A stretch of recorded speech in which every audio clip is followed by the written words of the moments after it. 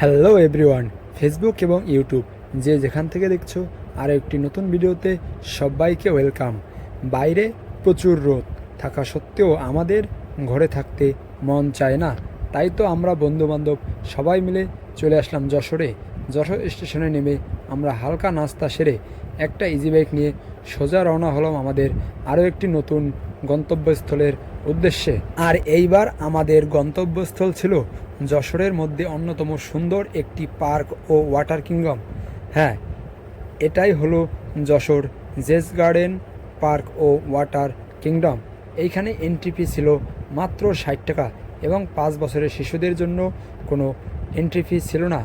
ভিতরে ছিল সবুজ সমারোহ এবং আশেপাশের সুন্দর প্রাকৃতিক পরিবেশ, আমাদের মন ভরে ওঠে।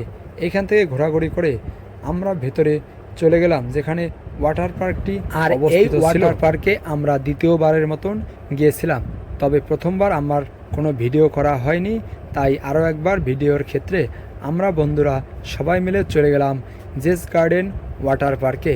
আর আমাদের মতন 4-5 জন বন্ধুবান্ধব যদি একসাথে থাকে তাহলে জীবনে আর কি লাগে।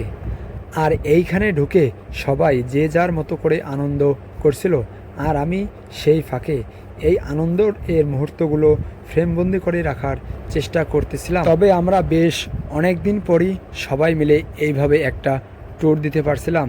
বেশ কয়েকদিন ধরে সবার কাজের জন্য কোথাও যাওয়া হচ্ছিল না, তাই অনেক দিন পর আমরা একটু বের হইলাম সবাই একসাথে একটু আনন্দ করার জন্য।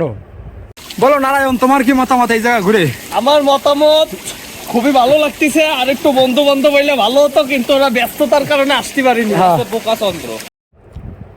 আমরা যে 4-5 জন গেছিলাম, এই 4-5 জন বাদেও আমাদের অনেকগুলো বন্ধু ছিল যারা বিভিন্ন কাজের জন্য আমাদের সাথে যোগ দিতে পারে নাই এই ট্যুরে। আর এই ওয়াটার পার্কের এন্ট্রি ফি ছিল জনপ্রতি মাত্র 300 টাকা। আর এই ওয়াটার পার্কটি খুলনার খুব কাছে যশোরে অবস্থিত। তোমরা চাইলে খুলনা থেকে একদিনের ডে ট্যুরে ঘুরে আসতে পারো এই ওয়াটার পার্ক থেকে। আর এই সব কিছু বাদেও যদি আরও কোনো ইনফরমেশন দরকার হয় তাহলে কমেন্ট বক্সে কমেন্ট করো, তোমাদের সব ধরনের ইনফরমেশন দেওয়া হবে। এই যে আমরা সুইমিং শেষ করে যাচ্ছি, বলো তোমার কিরকম অনুভূতি? অনুভূতি হ্যাপি হ্যাপি অনুভূতি অনেক ভালো। কঠিন অনুভূতি, অনুভূতি দিনে আরো সামনে হয়, দেখা হবে। ভিডিওটি ফেসবুক থেকে দেখলে পেজটি ফলো করে দিয়ে যাবা, আর ইউটিউব থেকে দেখে থাকলে চ্যানেলটি সাবস্ক্রাইব করে দিয়ে পাশে থাকবা। দেখা হবে অন্য কোনো একটা ভিডিওতে, অন্য কোনো একটা নতুন জায়গায়। সেই পর্যন্ত সবাই ভালো থেকো।